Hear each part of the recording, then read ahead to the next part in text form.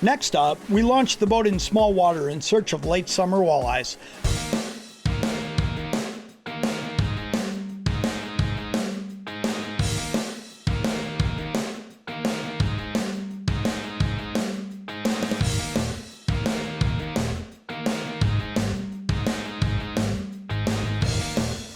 There we go. Good. There, that's a walleye. You can tell when you set that hook. Isn't it funny how when you see that fish like that, Rob, I could just tell that fish was going to be aggressive and that he was going to hit. You gotta like that for a start. Yeah, we're getting started here. Good walleye. Yep. Good fish. Nice start. That right there, I'm just going to take care of him for you because I'm right here. That right there is what I would call, and I think most of us in the Northland would call, the perfect walleye. I'm not going to argue with that. Let me get a pliers out of here. I got one right here. That right there's a great start. Here's what we're going to do today. We are going to, Rob Schramm and I, are going to fish what I call small water, okay? Now you can't tell yet because of the fog. This is the first fish of the day right here. But what we're going to do is we're going to fish small water. Today we're on a lake that's 400 acres. And we're going to show you exactly how to catch these fish, how to find them, and then catch them. That right there's a great start. Good job, buddy.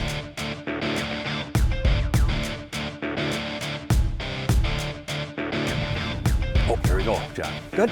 Go get him. That boy.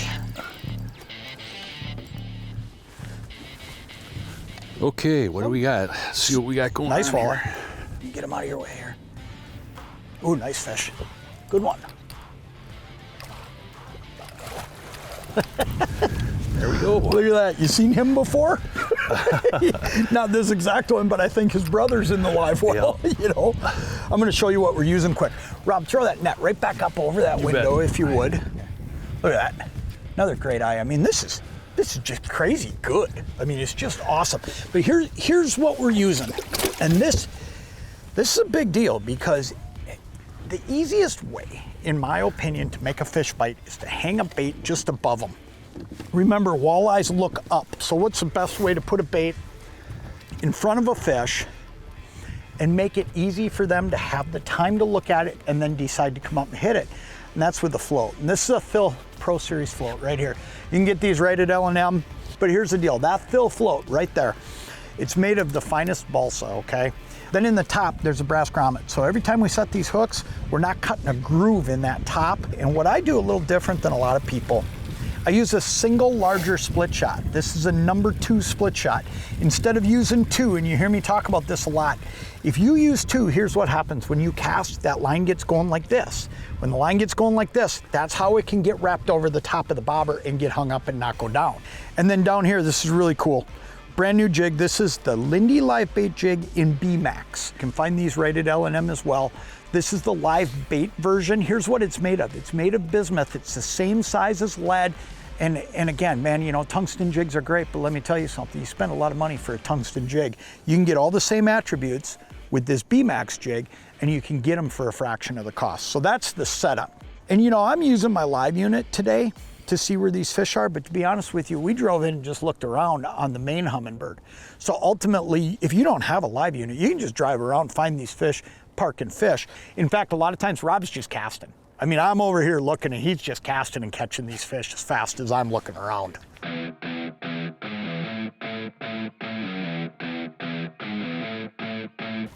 Oh, there he is. He bit it coming in.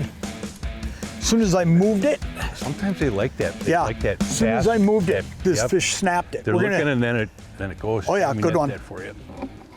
Let's see, I think he might be okay. Yeah, another eater. Look at that. Yeah, that's nothing wrong with that, dude. That's funny how that worked. So I said to Rob, we gotta get 10 feet further up. And as soon as I started to reel it, all of a sudden this fish, all of a sudden I just felt him hit it. It was just whack. So he must have been sitting there looking at it, and he just decided, boy, I gotta eat that. Whole bunch of them right out here. Jon Thelen's Destination Fish is brought to you by these fine sponsors.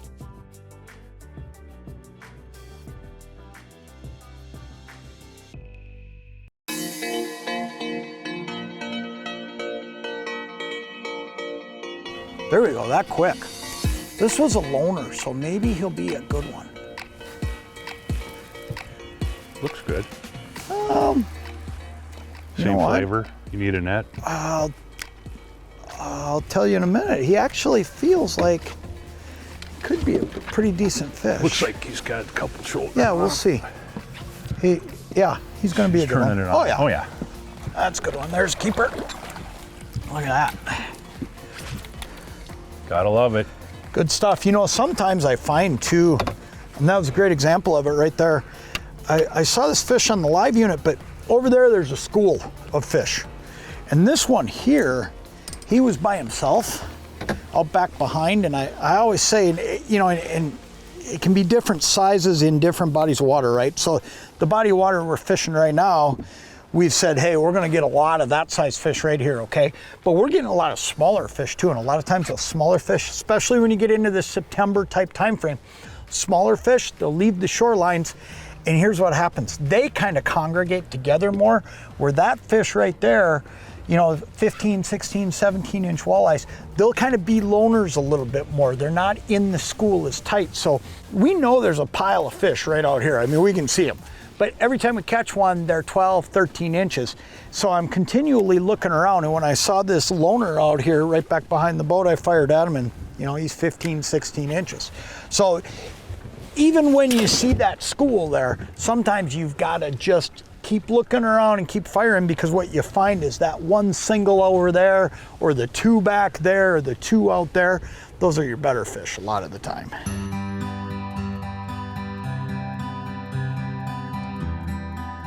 It has not rained at all today, but you would never know it when you look at the top of that tackle tray. It's just the moisture in the air. And you know what? I guarantee you there's moisture in all your compartments today. There's nothing you can do about it. That's why I use Flambeau Tough Tainers. These things have the Z-Rust system in them. And what that does is fights rust and corrosion for up to 5 years, and it's gonna keep these jigs from getting any rusted hooks. And this is the Slim series too. Has a lot less air in each one of these compartments, which means your jigs are gonna bounce around a lot less. Make a big difference though in keeping your tackle in good shape.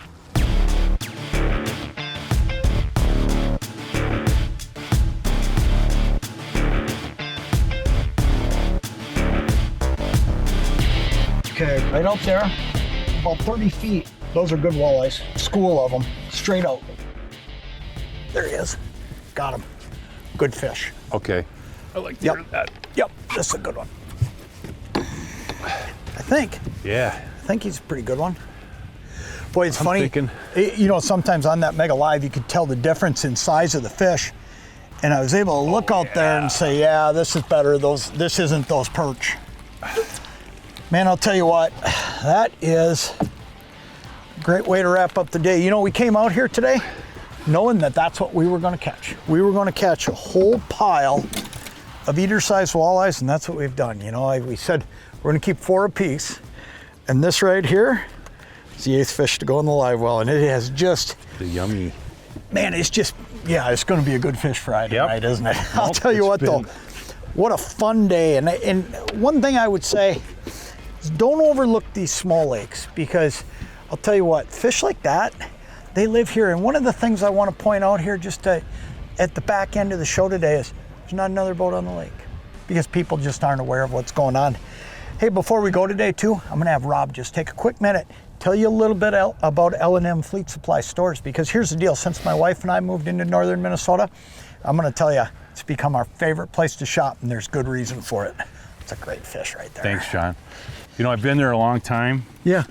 Started as another way to source of income, kind of was doing my own thing. And what they brought to the communities that they serve, the product mix, diversity, the people, the staffing, and then have such a good opportunity for the local community to have an opportunity to shop at a store like that, where you can get, you know, pet, automotive, sporting goods, tools, hardware, farm, ag, you know, and how fortunate, and myself included, that we have that kind of an opportunity to shop at those kind of places in our local markets. So it's just been great. It's been a great experience to work with them, and It's been a great day with you as well. So that's all. We can do this anytime. But hey, let me tell you, make sure to stop in to an L&M Fleet Supply store. You know, they've expanded over the last couple of years. They're across northern Minnesota, northern Wisconsin, northern Michigan. And I'll tell you what, they've got everything you need. Make sure to stop back next week. We're going to have another great episode of Jon Thelen's Destination Fish. Jon Thelen's Destination Fish has been brought to you by these great sponsors.